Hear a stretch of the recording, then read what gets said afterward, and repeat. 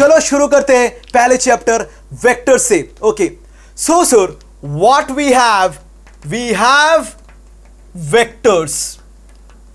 Now जब भी हम लोग नाम यूज करेंगे वेक्टर, एक फर्स्ट चीज हमारे दिमाग में क्या क्लिक करता है, क्या सर वेक्टर क्या है? सर क्लास 9 में हम लोग कर चुके हैं कि वेक्टर क्या है। क्या है वेक्टर? सर वेक्टर एक ऐसा क्वांटिटी है जिसके पास मैग्नीट्यूड होगा, जिसके पास डायरेक्शन होगा। यही तक किए थे क्लास 9 में, एकदम बढ़िया, यही तक किए थे। सर एक बार फिर नोट करो, सर वेक्टर क्या है? जिसके पास तुम्हारा क्या होगा? मैग्नीट्यूड होगा, जिसके पास तुम्हारा डायरेक्शन होगा। बहुत ही बढ़िया। बट 11 में आ चुके, ये चीज सही नहीं है।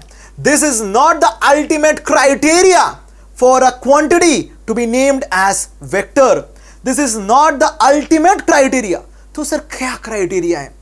कैसे हम लोग एक क्वांटिटी को वेक्टर बोल सकते और इसका यूटिलाइजेशन कहां कहां कर सकते? सर इसका यूटिलाइजेशन तो बहुत जगह कर सकते हो, अनलिमिटेड यूज है। क्लास 11-12 में बहुत जगह वेक्टर यूज हो सकता है। कैसे यूज होगा, कहां कहां यूज होगा, ये सब हम लोग देखेंगे। सो पहले सर एकदम बेसिक से शुरू करते हैं। और सर आपने जो बोला अभी तीसरा वाला चीज वो पे आएंगे, पर थोड़ा देर के बाद। पहले सर 9 वाला चीज को थोड़ा अच्छे से समझते हैं। नाउ अब आते हैं सर व्हाट इज मैग्नीट्यूड। अब सर मैग्नीट्यूड का मतलब क्या है? ये जो हम लोग बोला कि सर मैग्नीट्यूड के है क्या? मैग्नीट्यूड, सर मैग्नीट्यूड का मतलब है it's simply a scalar quantity. It's a scalar quantity. इसका कोई नेगेटिव साइन भी नहीं होगा। क्या बात है सर, इसका कोई नेगेटिव साइन भी नहीं होगा।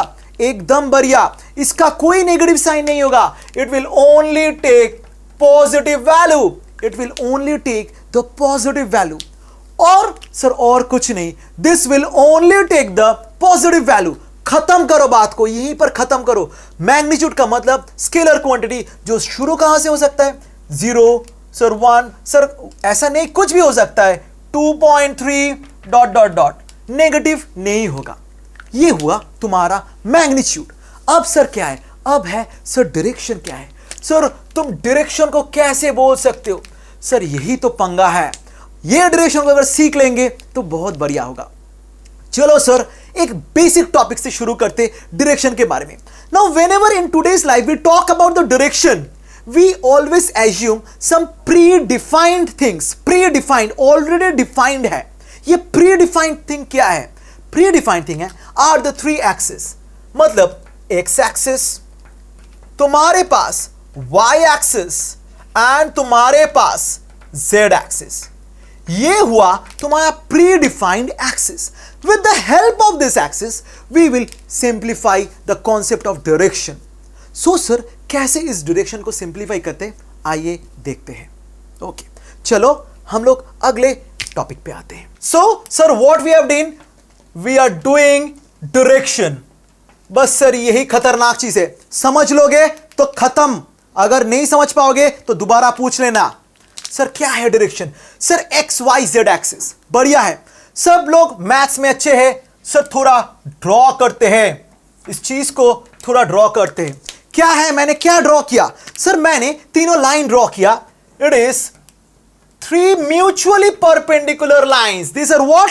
This are 3 mutually perpendicular lines. कैसे सर ये 3 म्यूचुअली परपेंडिकुलर लाइंस कैसे हो सकता है? एक सिंपल सा ट्रिक बता रहा हूं, याद रखो। ये तुम्हारा लाइंस फॉलो अप होगा, सिंपल तुम्हारा left hand rule. It's called the left hand rule. ये लेफ्ट हैंड रूल क्या है? ऑब्वियसली ये है मेरा लेफ्ट हैंड, बट तुम्हें दिखाई दे रहा है मेरा राइट हैंड। ये एक्चुअली तुम्हें दिखाई देगा लेफ्ट हैंड के हिसाब से। Yes, the left hand rule says the 3 fingers are placed mutually perpendicular। The 3 fingers are placed mutually perpendicular like this way। याद रखो, ऐसा ऐसा। Sir thumb index middle, thumb index middle, thumb index middle, thumb index middle. Okay याद किया? So sir क्या लिखेंगे? Sir इसको लिखेंगे थंब, फिर आएगा इंडेक्स, फिर आएगा मिडिल। वाओ, अब सर ओरिएंटेशन कैसा होगा? अब सर ओरिएंटेशन कैसा होगा? ये जो एक्स वाई जेड है इसका ओरिएंटेशन हर वक्त एंटी क्लॉकवाइज सेंस होना चाहिए। एंटी क्लॉकवाइज सेंस याद रखो, एंटी क्लॉकवाइज सेंस मतलब ये इंपॉर्टेंट टर्म है, एंटी क्लॉकवाइज सेंस। सर इसको हम लोग अभी बोलेंगे एंटी क्लॉकवाइज सेंस हम लोग कैसे यूज कर रहे। सर सोच लो ऐसा तुम्हें दिखाई दे रहे? हां सर एकदम ऐसा हमें दिखाई दे रहे एकदम। अगर तुम्हारा मिडिल फिंगर एक्स होता है, अगर तुम्हारा मिडिल फिंगर एक्स होता है तो तुम्हारा इंडेक्स फिंगर होगा वाई एंड तुम्हारा थंब होगा जेड। देखो X Y Z anti clockwise. और क्या केस हो सकता है सर? और केस ये हो सकता है अगर तुम्हारा इंडेक्स फिंगर हुआ एक्स, अगर तुम्हारा इंडेक्स फिंगर हुआ एक्स, याद रखो क्या मैंने बोला? अगर तुम्हारा इंडेक्स फिंगर हुआ एक्स तो तुम्हारा थंब होगा वाई और यहां के बाद तुम्हारा मिडिल होगा जेड। और लास्टली क्या बचा सर? अगर हमारा लास्टली क्या बचा? अगर हमारा थंब हुआ, अगर हमारा थंब हुआ एक्स, अगर हमारा थंब हुआ एक्स, फिर क्या होगा सर? मिडिल फिंगर होगा वाई और इंडेक्स होगा जेड। खत्म? पक्का सर। अब सर यही चीज को यहां पर हम लिख सकते हैं। कैसे लिखेंगे? अगर सर ये वाला तुम्हारा एक्स होगा तो ये तुम्हारा वाई होगा और ये तुम्हारा जेड हो सकता है।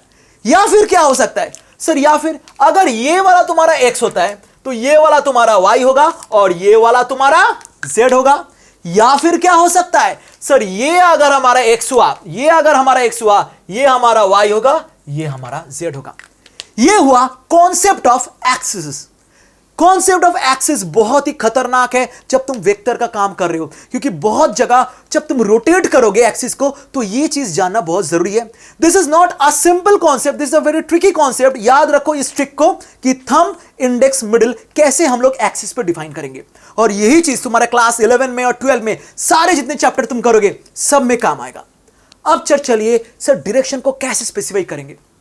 ओके फाइन, सोच लो someone is standing at one point, say point A, someone is standing at one point। Sir इसको कैसे आप लोग एक्सप्लेन करते? चलो एक डायग्राम के हिसाब से एक्सप्लेन करते, एक अच्छा वाला diagram. What we have seen in the last thing कि sir we are talking about direction. Yes, हम लोग डायरेक्शन के बारे में बात कर रहे हैं। सर ये डायरेक्शन बहुत ही ब्यूटीफुल चीज है, बस एक बार देखो, एक बार ही फॉलो करो इसको, एक बार के अंदर फॉलो करना चाहिए। ये चैलेंज है हम लोग का। सर अगर मैं किसी को बताऊं कि just go along the x axis, कि just go along the x axis मतलब moving along x axis. Sir क्या होगा moving along x axis? Sir simple सब। सर पॉजिटिव एक्स एक्सिस के बारे में बात कर रहे हो या फिर नेगेटिव एक्सिस? ये ही बहुत बढ़िया है। सर अगर मैं इसको प्लस आई कैप बताऊंगा, सर इसको एक काम करो पॉजिटिव एक्स एक्सिस कर दो, प्लस आई कैप बताऊंगा तो क्या सिग्निफाई करेगा? I am asking that body to move along the positive x axis. और कुछ नहीं। सर कितना मूव करे?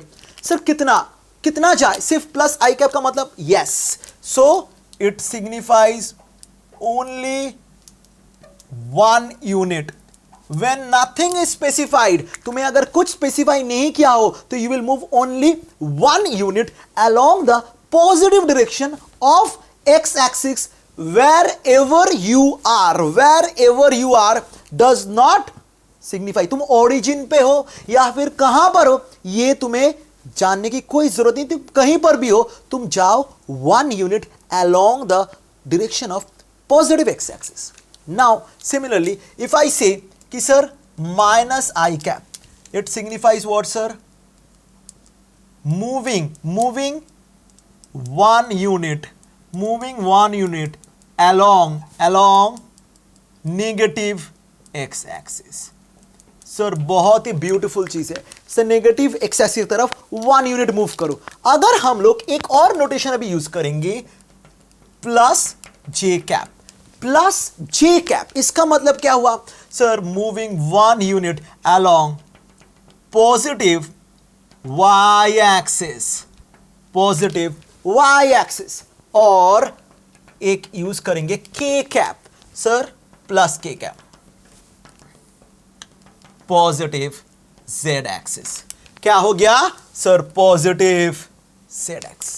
ध्यान से देखो, बहुत ही ब्यूटीफुल सा चीज है, ब्यूटीफुल कॉन्सेप्ट। सर हम लोग डायरेक्शन के बारे में बात कर चुके। अगर तुमको कोई बोले कि sir 3i cap, 3i cap, इसका मतलब क्या हुआ?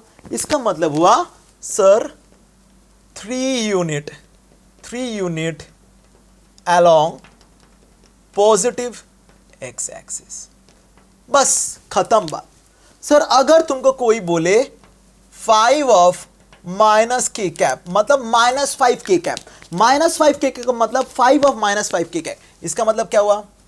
5 unit along negative z axis.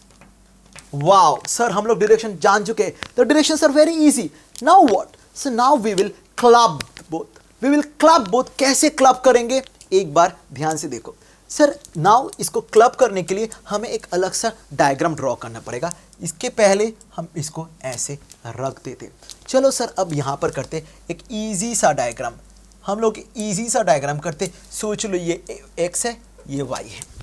Now देखो, मैंने लास्ट क्लास मैंने क्या बताया सर? बहुत तरीका का वेक्टर होता है, सोच लो कभी भी कोई भी पॉइंट, मतलब इन जनरल जब हम लोग को काम में आएगा, what we are doing right now, we are mixing motion and vector. हम लोग मोशन और वेक्टर को क्लब कर रहे हैं ना? Yes. So first of all at t equal to 0, at t equal to 0 भाई क्या डिफाइन होता है? At t equal to 0 displacement define नहीं होता है। At t equal to 0 we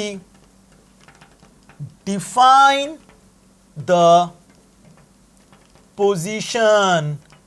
At t equal to 0 we define the position. हम लोग position define करते हैं।